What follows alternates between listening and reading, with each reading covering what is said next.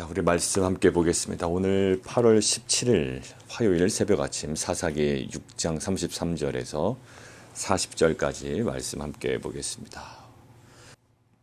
여러분들 오늘까지 6장이 이제 마무리되고 내일 7장으로 넘어가는데요. 6장 지금까지의 그 내용의 구조는 이렇습니다. 6장부터 기드온의 스토리가 시작이 되죠. 근데 6장 1절부터 10절까지는 기드온이 등장하지 않는 기드온의 스토리였다고 했습니다. 어떻게 보면 서론이에요. 기드온 이야기의 핵심적인 부분은 뭐냐면 다른 패턴과 좀 다르다라는 거예요. 그리고 기드온의 이야기는 사사기 전체 어떤 전환점 역할을 한다라고 그 6장 첫 시간에 좀 이야기를 나눴습니다. 자, 6장 전반부의 특징이 뭐였냐면 10절까지의 내용은 지금 그들의 어떤 어려움 상황이 다 등장합니다. 미디안의 어떤 그 강함, 숫자의 그 많음, 그리고 이스라엘 민족의 부르짖음. 그러나 하나님께서 기존의 패턴대로는 구원자를 보내시지만 이번에는 누구를 먼저 보내셨나요? 선지자를 먼저 보내셔서 그들을 구원하시기 이전에 그들 내면에 있는 불순종을 드러내십니다. 이것이 기드온의 이야기의 어떤 서론이었어요. 그런데 이제 기드온을 부르시는 장면이 11절부터 진행되죠. 두 번째 단락이 기드온을 부르셨습니다. 뭐라고 부르셨나요? 큰 용사다라고 부르셨습니다. 어떠한 기드온을? 두려움과 또 소심함에 사로잡혀 있던 기드온을 하나님께서는 오히려 큰 용사다라고 부르셨죠. 자, 이제 기드온을 부르신 하나님께서 기드온을 그냥 지금 어떤 그 전쟁에 참여시키는 것이 아니라 어제와 오늘 본문을 통해서 기드온을 두려워하고 소심했던 기드온을 부르셨던 하나님께서 그 기드온을 준비시키십니다. 어제 준비 장면은 어떤 장면이었죠? 군사를 모으기 전에 준비 장면이었고 오늘은 군사를 모은 후에 준비 장면입니다. 자, 어제 하나만 기억하시죠? 군사를 모으기 전에 준비 장면 중에 어떤 부분이 우리에게 눈에 띄었냐면 미디안과의 어떤 그 전투를 벌여야 되죠. 그러나 지금 여기 보면 미디안과 아말렉과 동방의 사람들이 함께 진을 쳤습니다. 이들과 전투를 벌여야 함에도 불구하고 하나님께서는 그들 안에 있는 우상들을 제거하라는 말씀을 하십니다. 누구의 집이었나요? 아버지의 집이었습니다. 고질적으로 혼합주의가 아주 만연했던 어제 이야기했던 그 바알의 제단 그리고 아세라 상을 찍고 그 나무로 둘째 숫소를 하나님께 번제로 올려드리는 그 장면이었습니다. 자, 오늘은요, 군대를 모은 후에 이제 기드온을 준비시키는 장면인데요. 이것을 하나님께서 준비시키는 장면으로 봐야 할지. 근데 사실 하나님께서 기드온의 요청들을 그대로 하시기 때문에 하나님의 의도는 여전히 살아있지만, 그러나 기드온의 오늘의 모습 속에 또 저희가 함께 묵상할 부분들을 그 오늘 본문의 문맥상에서 여백 가운데 좀 찾아볼 수 있는 부분들이 있는 것 같아요. 그래서 그 부분을 가지고 저희가 좀 함께 묵상해 보도록 하겠습니다. 이 장면은 우리가 너무나도 많이 아는 장면이에요. 근데 오늘 하나하나 좀 살펴보죠. 자, 기드온의 질문을 한번 볼까요? 기드온의 질문부터 한번 보겠습니다. 36절이에요. 기드온이 하나님께 여쭈되 주께서 이미 말씀하심 같이 내 손으로 이스라엘을 구원하시려거든. 자, 그리고 37절입니다. 이미 말씀하심 같이 동일하죠. 내 손으로 이스라엘을 구원하실 줄을 내가 알겠나이다. 자, 지금 기드온의 상태는 어떤 상태예요? 이미 자신을 통해 이스라엘을 구원하시겠다는 말씀을 받은 상태. 말씀도 없고 그냥 느낌만 있고 현상만 있는 것이 아니라 지금 기드온의 자기 고백 속에 하나님께 올려드리는 그 고백과 요청 속에 아주 분명하게 드러난 팩트 뭘까요? 이미 기드온의 손으로 하나님께서 이스라엘을 구원하신다는 그 말씀을 이미 받았다. 그런 두 번째 팩트. 그럼에도 불구하고 지금 오늘 몇 번? 두 번이나 하나님께 뭔가 표징을 구합니다. 자, 두 번째 팩트는 뭘까요? 그 말씀을 믿지 못하는 상태. 자, 정리합니다. 우리가 이 본문을 통해서 확신할 수 있는 것은 이거예요. 이미 기드온은 자신을 통해 하나님께서 이스라엘을 구원하시겠다라는 말씀을 이미 받았다. 그럼에도 불구하고 그 말씀을 믿지 못하는 상태. 이게 지금 기드온의 상태예요. 무엇 때문에 두렵다 이거 다 떠나서 지금 정확한 팩트는 말씀을 받았고요. 그것이 어떠한 말씀인지도 알고 있고, 그러나 그 말씀을 믿지 못하고 있는 상태. 그거는 뭐 외부적인 요인도 있겠죠. 그 앞에 등장한 기드온의 이 스토리에 앞에 등장했던 그 미디안과 아말렉과 동방 사람들이 또 수많은 사람들이 진치고 있기 때문에 뭐 그것이 작용했는지도 모르겠지만 작용했겠죠. 그러나 중요한 건 이미 말씀을 받았지만 그 말씀을 믿지 못하고 있는 상태입니다. 마치 우리가 어떤 모습이 좀 연상이 되나요? 예, 바락의 모습이 좀 등장하죠. 바락이 드보라를 통해 말씀이 임했습니다. 정확하게. 그런데 오히려 그 말씀에도 불구하고 머뭇거리고 드보라의 동행을 요구했던 모습. 믿음의 행위라고는 뭔가 석연치 않았던 그 애매한 스탠스. 예, 그 부분이 약간 저에게 생각이 나는 거예요. 그러니까 말씀 외에 또 다른 표징, 또 다른 증거를 요구하는 거예요. 말씀이 임했는데도 불구하고 말씀 외에 또 다른 증거를 요구합니다. 자, 이 부분을 우리는 아주 긍정적으로 해석해서 그래도 이런 거죠. 아, 목사님 너무 기도 몰아붙이지 마시고요. 좀 긍정적으로 좀 생각을 해보죠. 예, 한번 긍정적으로 한번 생각해 볼까요? 그러면 예, 돌다리도 두들기면서 건너라. 두들겨보고 건너라는 것처럼 예, 말씀을 받았지만 이 말씀을 계속 더 확증하는 어떤 긍정적인 요소로 볼 수 있을지도 모르겠습니다. 자, 그러면 긍정적으로 한번 보죠. 우리가 한번 보죠. 제 어투에서 그렇게 보고 싶지 않은데 보는 사람 느낌이 확 나죠. 예, 그냥 한번 그렇게 봐보죠. 자, 그래서 요청하는 거 아니에요? 자, 요청하는데 이렇게 요청합니다.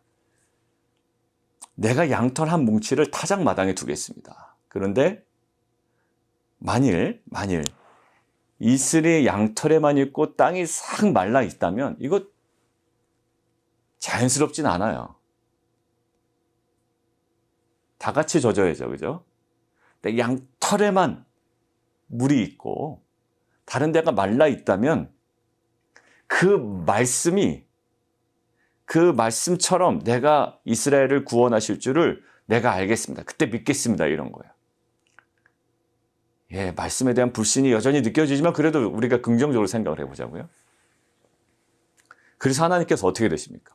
예, 우리가 왜 또 긍정적으로 생각할 수 있냐면 그러한 기드온에게 너 왜 의심하느냐, 불순종하려고 그러냐, 뭐 이런 어떤 언급이 전혀 없으시고 굉장히 쿨하게 나타나요. 38절. 그대로 된지라. 뭐 앞뒤 전후좌우 아무것도 없습니다. 그냥 그대로 된지라.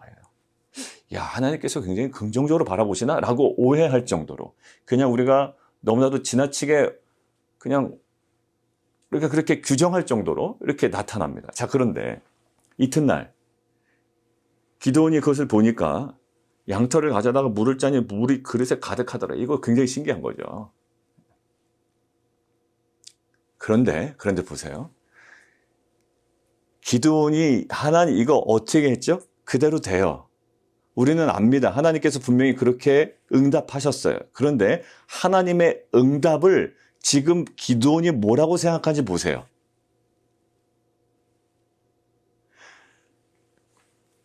기드온이 또 하나님께 여쭈죠. 주여 내게 노하지 마옵소서. 하나님의 응답으로 여기지 않는단 말이에요. 물론 하나님의 응답으로 여겼겠지만 다시 한번 요구하는 거다라고 생각할 수 있지만 사실 많은 학자들이나 우리가 상식적으로 봐도 주여 내게 노하지 마옵소서 내가 이번만 말하겠습니다라고 하는 것은 자신조차도 이제는 기드온이 자신조차도 자신의 이 두 번째 요청이 얼마나 하나님 앞에 무례한지 그리고 하나님의 진노를 일으킬 수 있는지 이 사실을 정확하게 기드온도 인식하고 있어요. 그러니까 자기가 순진하게 하나님에 대한 정말 믿음의 행위였다면 이런 표현을 굳이 사용하지 않았을 거예요. 그런데 기드온 자신도 알고 있습니다. 지금 이 정도까지 가는 건 얼마나 무례한 것인지를 알고 있다고요. 그래서 이번에는 조금 더 어려운 거. 아예 두 번째를 요청하지. 저는 그 생각이 들었어요. 아예 요청할 때 좀 곰곰이 생각 좀 해보고, 좀 진대간에 좀 이렇게 고민 좀 해보고, 그리고 아예 두 번째 요청을 하면 앞에 있는 것들에 대한 의심이 없지 않았을까라는 생각이 있는데 이 모든 것들이 과정인 거는 같아요. 자, 두 번째 요청이 뭐죠? 왜냐하면 가만히 생각해 보니까 기드온이 양털이 원래 어떤 성격이 있습니까? 원래 습기를 잘 흡수한단 말이에요. 근데 현상은 어땠습니까? 양털에서 이슬을 짜니까 물이 그릇에 가득할 정도였다고요. 자연적이진 않아요. 근데 지금 기드온이 지금 무엇으로 보고 있습니까? 이것이 중요한 포인트예요. 자기가 요청했고 하나님께서 응답하셨음에도 불구하고 이 모든 것들을 지금 첫 번째의 결과를 무엇으로 받아들이고 있나요? 자연적인 현상으로 받아들이고 있다고요. 그러니까 의심을 하는 거예요. 야, 원래 양털은 습기를 잘 흡수해. 그리고 두 번째, 어느 정도까지 좀 저희가 상상력을 가져볼 수 있냐면 누군가 와서 양털에다가만 물을 싹 부어놓을 수가 있잖아요. 그거는 너무나도 쉽거든요. 조작의 가능성이 너무나도 농후한, 가능성이 너무나도 살아있는 그러한 조건이었던 거예요. 땅 전체에다 물을 뿌리기는 어려워도 양털에게만 물을 뿌리기는 너무나도 쉽거든요. 짜서 그릇에 가득할 정도의 양을 그냥 부어버리면 되잖아요. 자, 그러니까 지금 두 번째 무엇을 요청합니까? 이번에만 내가 양털로 한 번 더 시험하겠습니다. 원하건대 양털만 마르고 주변 땅에는 다 이슬이 있게 없어서. 이거는 진짜 어렵죠. 그죠? 뭐 물 뿌리개로 그것만 들어다가 뿌리고 다시 얻나요? 모든 가능성은 있겠지만 사실 기드온의 입장에서는 전자보다는 두 번째 요청 후자가 더 어렵습니다. 그랬더니 그런 요청을 드립니다. 노하지 마옵소서. 내가 이번만 말하겠습니다. 자, 하나님께서 어떻게 해요? 그 밤에 하나님이 그대로 행하시니. 아무 대꾸 안 하시죠. 자, 이렇게 보니까 하나님이 기드온의 어떤 이 모습을 믿음에 대한 기쁨의 반응으로 여기지 않았는가라고 생각하는 사람들이 없어요. 사실 없어요. 예, 학자들이 그렇게 생각할 수 있으나 이것은 기드온의 믿음에 대한 기쁨의 반응이 아니라 기드온의 연약한 믿음에 대한 하나님의 그 자비로운 양보이자 인내다라고 보통 이렇게 얘기를 합니다. 자, 그럼에도 불구하고 하나님께서는 이 기드온의 행위에 대해서 뭐라고 추궁하지 않으시죠. 자, 이제 좀 묵상을 좀 돌아보도록 하겠습니다. 자, 이것들을 묵상하는데 제가 아까 좀 강조했던 표현이 있어요. 기드온이 첫 번째 사건을 무엇으로 여기고 있다? 아니, 내가 잘못 요청했다. 이것은 자연 발생적으로 나타날 수 있는 결과다. 그렇기 때문에 더 어려운 것을 요청해야지. 이런 심리가 있다고요. 그러니까 지금 기드온은 첫 번째 이 양털의 물이 가득했던 첫 번째 결과를 무엇으로? 원래 양털이 습기를 잘 흡수하기 때문에 자연 발생적으로 일어난 결과일 수도 있으니 그래서 두 번째 요청을 하게 된 거예요. 자, 이것을 무엇으로 느꼈다? 자연적 현상으로 인식했다라는 거예요. 그러니까 100% 자연적인 현상이야 라는 것은 아니지만 자연적인 현상일 수 있으니 라는 것이 있어요. 근데 지금 우리가 무엇을 강조했죠? 하나님께서 이미 기드온을 통해 이스라엘 구원하시겠다라는 말씀을 받은 상태라고요. 근데 그 말씀을 믿지 못하는 상태에서 기드온은 자기가 드린 요청에 대해서 하나님께서 응답하셨음에도 불구하고 그것을 무엇으로 여겨요? 자연적 현상으로 의심하고 인식하고 있는 지금 상태예요. 여러분들 우리 제사법 이야기할 때 소제 이야기 말씀드려요. 소제의 그 단어가 무슨 단어라고 그러죠? 히브리어로? 민하라고 했습니다. 민하라고 하는 단어는 곡물이라는 뜻이 있어서 곡물. 이 봉신이 봉주에게 바치는 곡물이에요. 그러니까 어떤 의미가 있냐면 이것은 다 누구의 은혜입니다? 예, 당신의 은혜입니다. 라고 드리는 거라고요. 근데 그 민하, 소재를 드릴 때 빠뜨리지 말아야 할 것이 있다고 하나님께서 강조하시죠. 레위기 2장에. 그것이 뭐였나요? 언약의 소금이었어요. 언약의 소금. 결국 이 곡물이 누가 이스라엘 백성이 하나님께 바치는 곡물입니다. 이것이 당신의 은혜입니다. 라는 것인데 근데 그것이 무엇을 빠뜨리지 말아라? 언약의 소금. 그러니까 이런 고백이에요. 하나님, 이것은 언약 관계에 있는 이스라엘 백성에게 베푸신 하나님의 은혜입니다. 라는 것이. 이것이 우리가 심었고 우리가 가꾸었고 그래서 성장해서 얻어진 자연 발생적인 열매가 아니라 이것은 언약의 산물, 언약의 은혜입니다라는 고백으로 드리는 것이 되어야 된다라는. 그래서 언약의 소금을 빼놓지 말아라라고 이야기했던 거예요. 그러니까 하나님께서 그들의 관점을 바꾸셨죠. 이것은 그냥 봄에 심고 가을에 거두는 자연 발생적인 결과물이 아니야라는 거예요. 이것은 언약 관계에서 하나님께서 베푸시는 은혜다라는 관점이죠. 자, 그런데 오늘 보십시오. 이 첫 번째 사건을 무엇으로 여긴다? 자연적 현상으로 여긴다. 자, 이제 마지막 묵상으로 들어가겠습니다. 자, 그러고서 보니 그런 관점에서 보니 기드온이 놓쳤던 부분이 저에게 눈에 들어오더라고요. 이런 관점이 있으니 이 부분을 놓친 거예요. 어떤 부분을 놓쳤을까요? 34절이에요. 34절. 34절부터 35절까지 우리 같이 한번 읽어볼까요? 자, 기드온의 이런 상태였기 때문에 기드온이 놓쳤던 부분이 있어요. 자, 34절부터 35절을 함께 읽겠습니다. 시작. 여호와의 영이 기드온에게 임하시니 기드온이 나팔을 불매 아비에셀이 그 뒤를 따라 부름을 받으니라.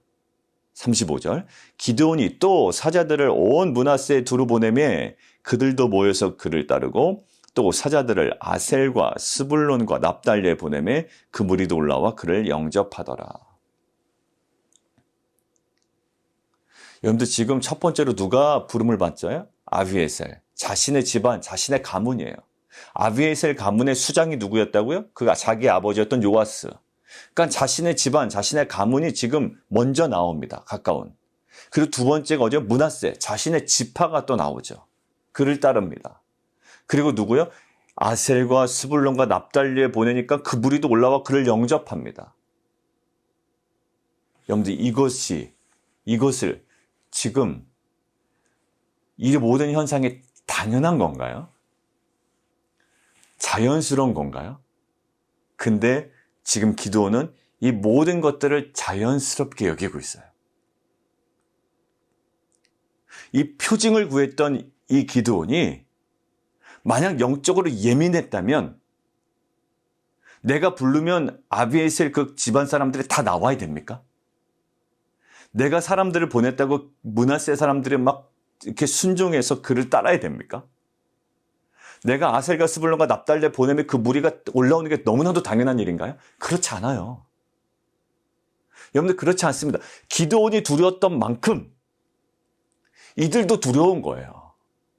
기드온이 두려웠던 만큼 그 자신의 집안과 자신의 가문과 자신의 지파 사람들 두렵습니다.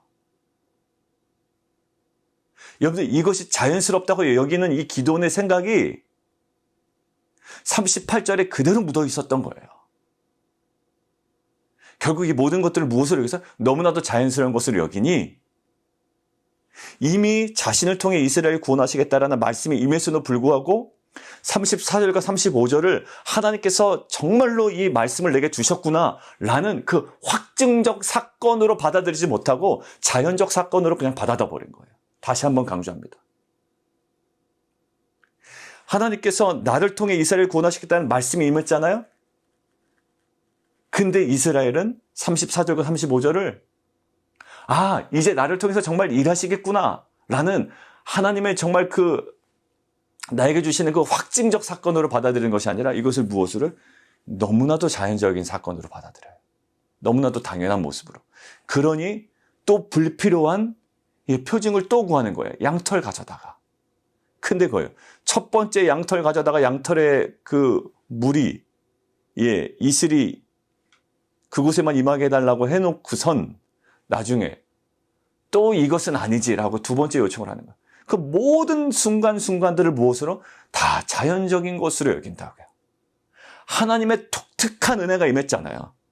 아비에셀이 따르게 하고 므낫세가 따르게 하고 아셀이 따르게 하고 스불론이 따르게 하고 납달리가 따르게 하는 것조차가 이 모든 장면이 하나님의 은혜요, 하나님의 섭리인데도 불구하고 모든 것들을 다 자연적인 현상으로 받아들여 놓고 너무나도 다 모든 것들을 당연하게 느끼고 있고 계속적으로 엉뚱한 양털을 뽑아다가 지금 표징을 구하고 있단 말이에요.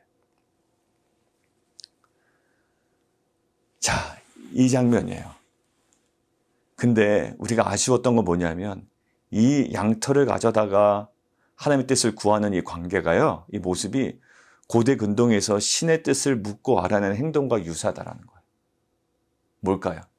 하나님의 그 특별한 은혜, 우리가 특별한 은혜라고 여길 수 있는 건 뭘까요? 34절의 첫 번째 부분이에요.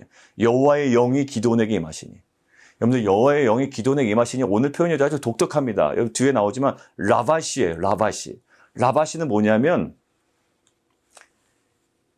뭔가 이렇게 입는 거예요. 그러니까 뜻이 어떤 뜻이냐면 여호와의 영이 기드온을 옷처럼 감쌌다라는 거예요. 여러분들 보통 사람들에게 잘 안 썼습니다.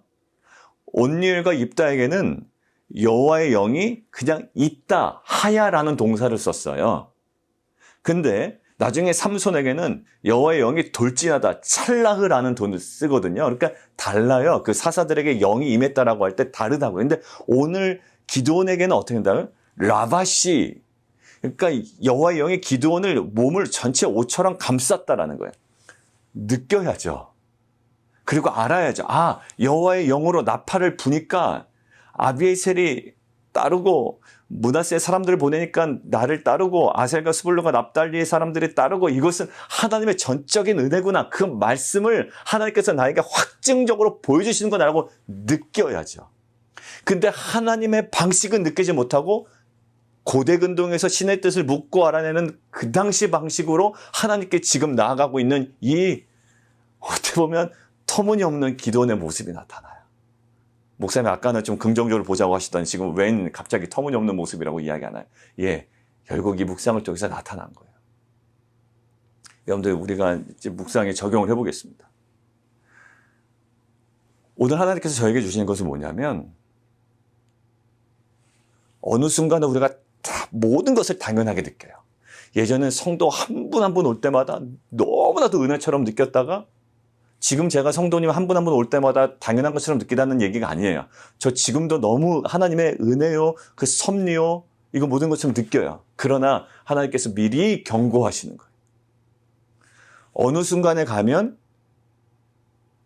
아비에셀이 뒤를 따르고 므낫세가 함께하고 아셀과 스불론과 납달리가 함께 모여서 뭔가 준비해가는 모든 작업들이 당연한 것처럼 여겨요. 그것을 하나님께서 보여주시는 그 확증적 사건을 바라보지 아니하고 이것은 당연하게 여기며 또 다른 엉뚱한 그 당시에 있는 방식으로, 그 당시 고대근동 방식으로, 지금 우리의 방식으로 하나님 돈 주시면, 하나님 뭔가 내가 원하는 뭔가를 보여주시면 이런 방식으로만 접근하는 나의 모습이 나타날 수가 있다는 거예요. 하나님께서 이미 여러 가지 사건들과 사람들을 통해서 나에게 확증적으로 보여주신 것이 있는데 그것들은 다 당연한 것으로 치부하고 내가 세속적인 방식으로 요구한다고. 하나님 돈 주시면 알게요. 하나님 내 자녀가 내가 원하는 대학에 입학하면 내가 그것을 확증적 사건으로 알게요.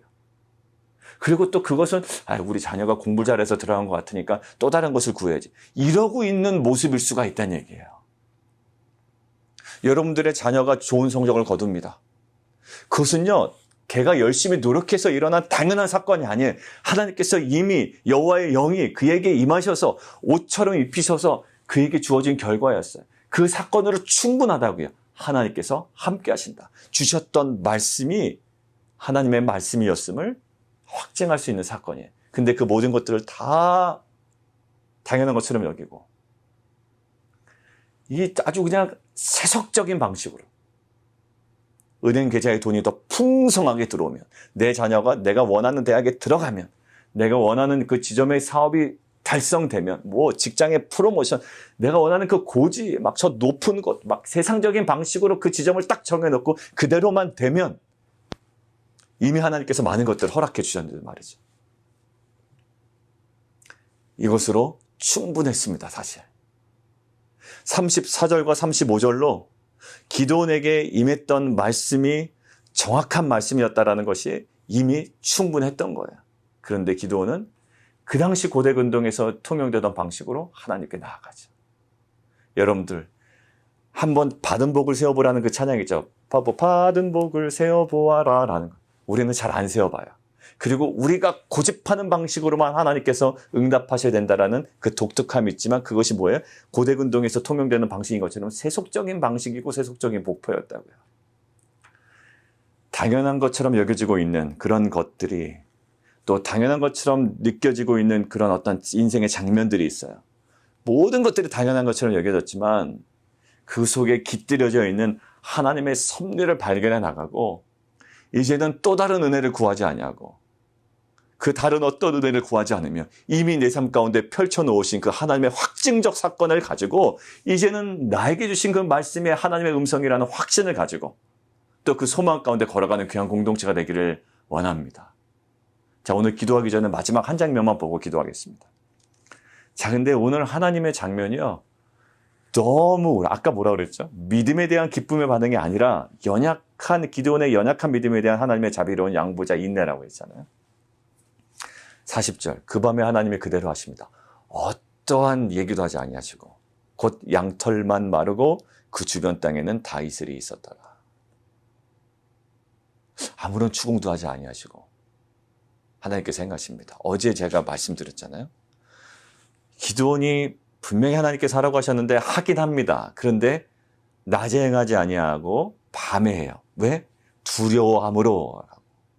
근데 하나님이 이거 가지고 뭐라고 말씀하지 않으신단 말이에요.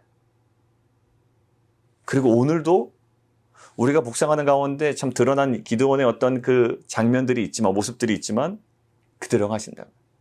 이 모든 과정, 우리 안에 있는 과정을 하나님께서 어떻게 이 기드온을 빌드업해 나가시는 과정으로 사용하신 것처럼 우리의 그 연약한 부분들이 있거든요. 오늘 또 말씀을 통해서 어제 말씀을 통해서 드러내는 부분들이 있잖아요.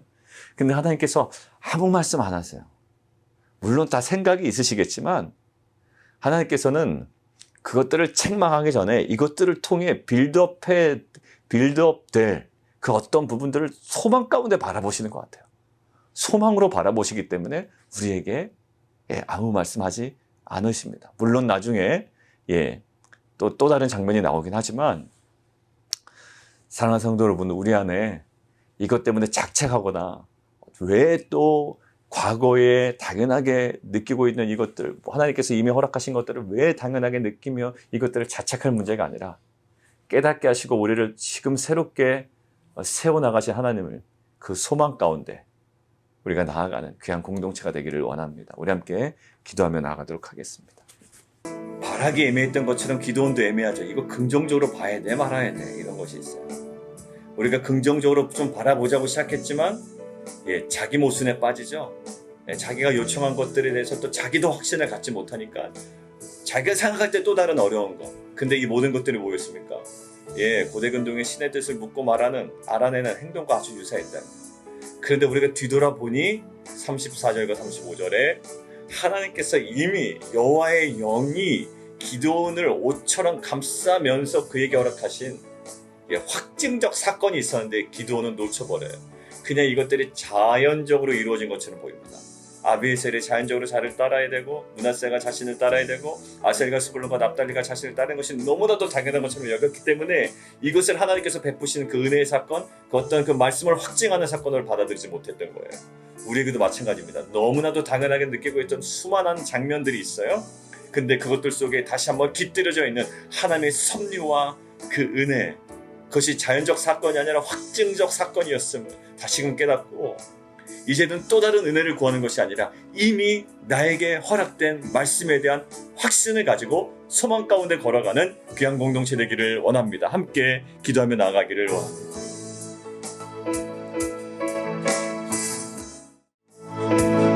우리 다시 한번 좀 기도할까요? 우리 주일날 함께 묵상했던 내용과 비슷해요. 저에게는 그렇게 묵상이 됐습니다. 그 장면을 통해서 하나님이 전적으로 주어로 등장하시죠. 여호수아를 딱 제쳐놓고, 그러면서 우리가 같이 함께 묵상했던 것이 고린도전서 말씀이었습니다. 나의 나된 것은 주의 은혜라라. 그러니까 사도 바울이 지나고 나서 보니 지나온 모든 삶의 흔적이 하나도 하나님의 은혜가 아닌 것이 없었던 거예요. 근데 오늘 기도는 뭡니까? 34절과 35절이 하나님의 은혜라는 관점에보다도 자연적인 사건으로 여기니 또 다른 은혜를 구하죠. 그러니까 우리의 고백이 주일서부터 이어진 하나님의 그 말씀이 너무나도 우리가 당연하게 느끼고 있었던 그 모든 지점이 뭐였다? 하나님의 은혜였다라는, 그것이 단순한 과거에 대한 회상이 아니라 이것이 다르게 보일 때, 우리가 다르게 해석이 되고 이것들이 우리가 다르게 다가올 때, 이제 우리에게 주어진 앞으로의 그 사명의 길과 하나님께 주셨던 그 말씀이 정말 분명하게 다시금 살아날 줄 믿습니다. 이런 고백으로 기도할 거예요. 나의 나된 것은 주의 은혜라. 34절과 35절은 자연적인 현상이 아니라 하나님의 은혜라. 나의 일어나는 거죠. 어떤 한 성도 한 분 한 분이 오고 있는 것, 또 우리가 이 공동체를 묶이게 된 것, 그리고 우리의 텐트에서 우리의 자녀, 또 우리 가정 공동체 이런 어떤 모습들, 지금 모든 것들이 하나님의 은혜임을 믿습니다. 하나님 정말 다시금 우리에게 주신 허락한 언약의 말씀을 정말 더욱더 확신 가운데 우리가 나아가는 귀한 공동체에게 도와주옵소서. 이 시간 함께 기도하며 나아가도록 하겠습니다.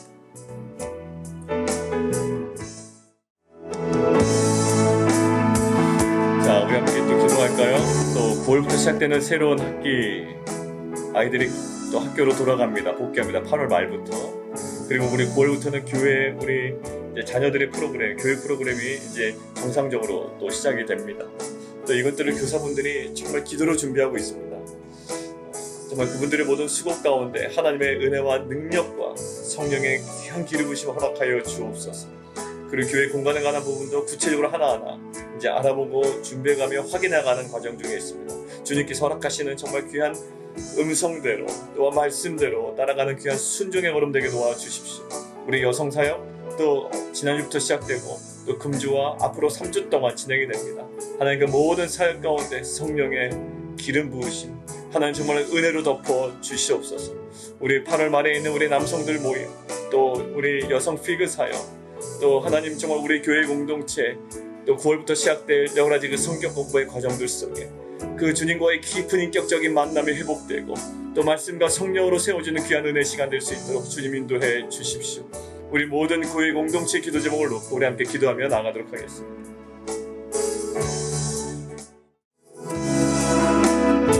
우리 교회 성도님들 기도 제목과 우리 개인 기도 함께 들어가도록 하겠습니다. 그 질병과 또 행정적인 여러 가지 절차와 비즈니스와 또 주택 매도하고 매입하는 모든 과정들, 그리고 우리 자녀들의 기도 제목들 우리 놓고 좀 기도해 주시면 좋겠습니다. 그리고 우리 캠퍼스로 돌아간, 그리고 이제 앞으로 또 캠퍼스에 또 복귀할 우리 자녀들을 위해서 함께 기도해 주시죠. 모든 기도의 제목과 또 우리 성도님들 개인의 기도 제목 가지고 9시 기도회 때도 우리가 끝나면 계속 기도하지만 이 새벽 시간에 주님께 간절히 부르짖은 가운데 주님과의 관계 속에 정말 더욱더 확신으로 보여지는, 또 하나님께서 우리 가운데 시선을 바꿔주시고 우리 마음의 변화를 일으키시며 결국 하나님의 선한 뜻을 이루어주신 하나님에 대한 그 신뢰로 나아가는 시간 될 수 있도록 우리 함께 기도하며 나아가도록 하겠습니다.